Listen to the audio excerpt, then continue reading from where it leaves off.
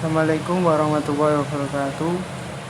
Saya di sini akan melanjutkan presentasi teman saya, Jarul Ma'arif, tentang materi pendidikan interaksi sosial hadis Tirmidzi nomor 1910, yaitu tentang kajian konfirmatif.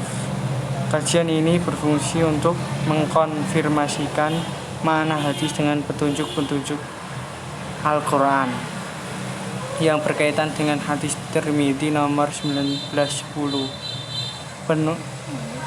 Mencoba mengkonfirmasikan hadis tersebut dengan beberapa ayat Al-Quran, diantaranya yaitu surat Al-Luqman ayat 18 sampai ayat 19. Ayat ini berisi tentang nasihat Luqman Hakim kepada anak-anaknya yang sangat bermanfaat dan patut kita ikuti dan teladani, yaitu jangan memalingkan mukamu dari manusia. Asal makna so'ara ialah penyakit yang menimpa leher unta hingga kepalanya borok dan tegang. Lalu unta yang demikian diserupakan dengan orang yang sombong yang memalingkan wajahnya dari masyarakat ketika dia berkata atau sebaliknya, karena memandang hina dan karena kesombongannya. Sesungguhnya Allah melarang perbuatan demikian. Dan selanjutnya yaitu surat Al-Hujurat ayat 12.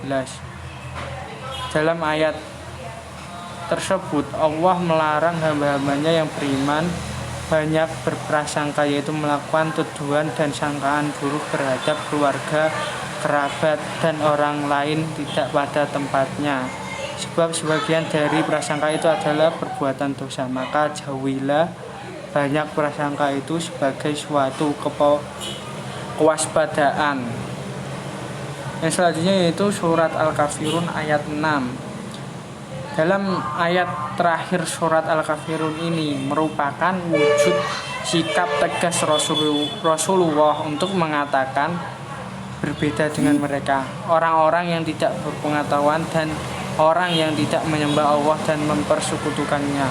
Maka hendaklah Allah saja yang kamu sembah dan hendaklah kamu termasuk orang-orang yang bersyukur. Selanjutnya yaitu analisis realitas historis. Dalam penjelasan hadis tersebut, Rasulullah memerintahkan agar bertakwa kepada Allah di mana saja berada dan mengikuti setiap keburukan dengan kebaikan yang dapat menghapuskannya serta mempergauli manusia dengan akhlak baik. Yang pertama yaitu bertakwa dan berakhlak mulia, itulah yang menyebabkan banyak yang masuk surga. Selanjutnya yaitu analisis generalisasi.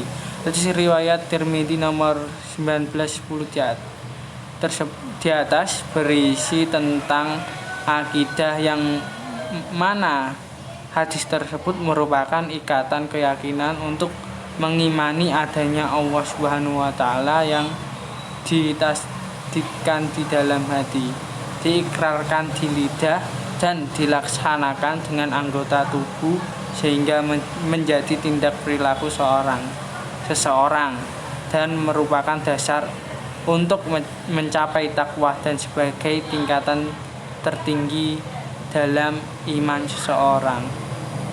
Hal ini dipahamkan dari hadis di atas, di mana berisi perintah Rasulullah untuk bertakwa kepada Allah di mana saja dapat terwujud karena didasari dengan keimanan yang utuh dan terikat dalam satu buhul yang disebut dengan akidah keimanan yang mewarnai gerak-gerik kehidupan. Dan selanjutnya yaitu kritik praktis atau hikmah. Dari pembahasan hadis di atas dapat kita ambil pelajaran, antaranya yaitu perintah untuk senantiasa bertakwa kepada Allah Subhanahu wa taala kapanpun dan dimanapun.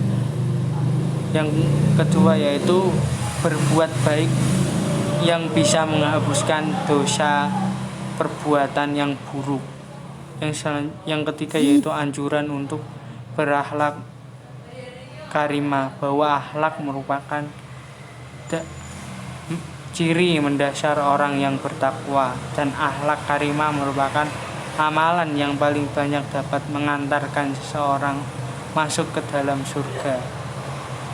Kesimpulannya yaitu dari pembahasan yang di atas dapat dipahami bahwa hadis Tirmizi nomor 1910 itu memberi penekanan keseimbangan mengenai hablum minallah dan hablum minan nas, yaitu ketakwaan kepada Allah, kesalehan sosial atau pergaulan yang baik dengan manusia, butir-butir amal soleh, dan memperbaiki kesalahan yang pernah dilakukan di masa lalu. Sekian dari kami. Wassalamualaikum warahmatullahi wabarakatuh.